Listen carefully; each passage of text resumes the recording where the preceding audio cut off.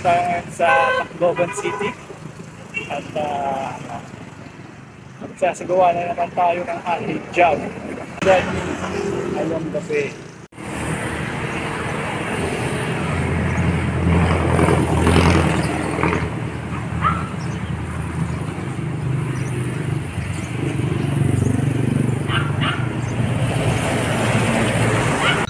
Binisita natin si General MacArthur. Sabi niya, he shall return. They tell me that I'm never gonna make it. They want me to do something that could make sense. They hate when I keep dreaming I'll be famous, but I don't give a fuck, I'ma keep chasing. Morning mga kachinelas. Ngayong araw ay ayan, nandito tayo ngayon sa Tacloban City at magsasagawa na naman tayo ng ating job jogging along the way. So yung nasa likod ko yung kanilang bago convention center.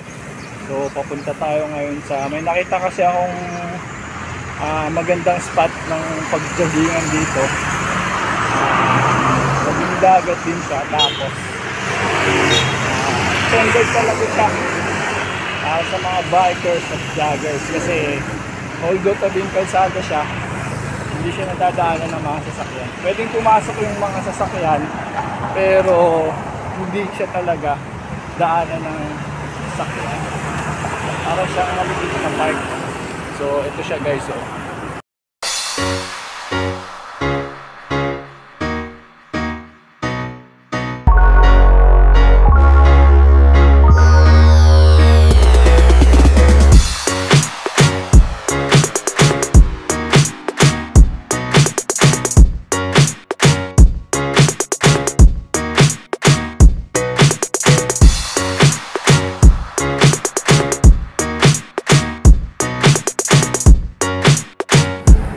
So ayan siya guys. Yun yung dagat. Siyempre meron ditong mga maliliit na park. Pwede kang umupo at magpahinga. Tapos ito yung sinasabi ko sa inyong kalsada.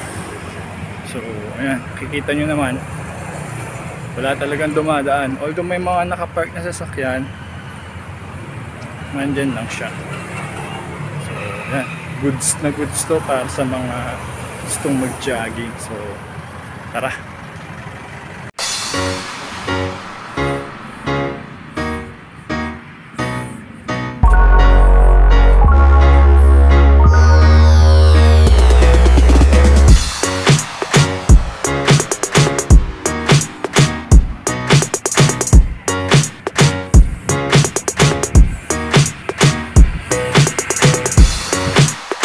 So ayun, okay na tayo guys sa pagtakbo natin.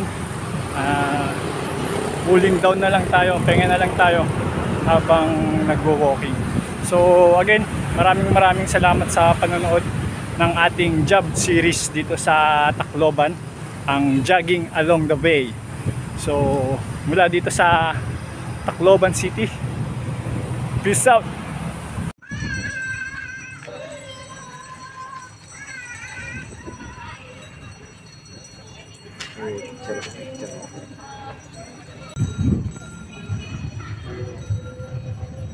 Douglas MacArthur.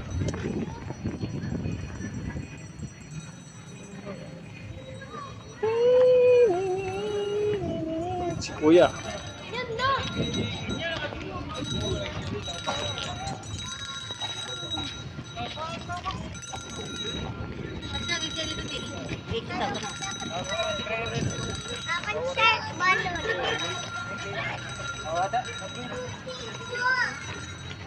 Oh my God.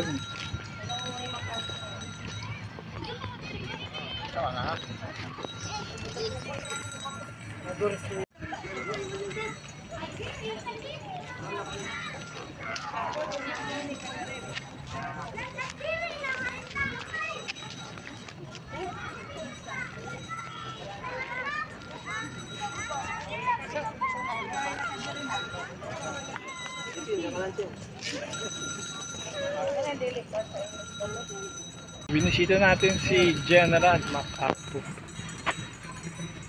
Ayan siya guys. So. Sabi niya, he shall return.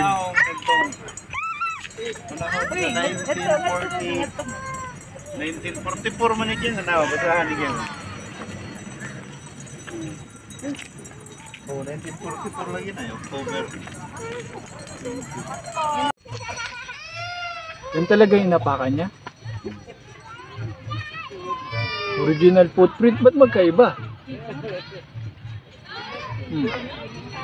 Malapad tong isa. Sira na kasi yung sapatos niya. Dedicated to a faithful friend.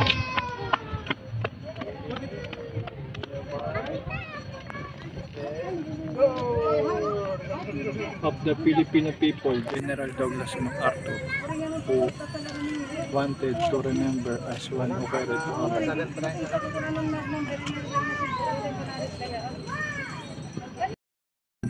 Goodbye, MacArthur.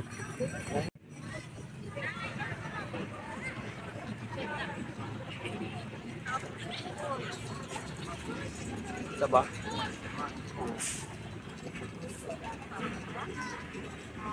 May mga Australian din pala nakapaglaban dito.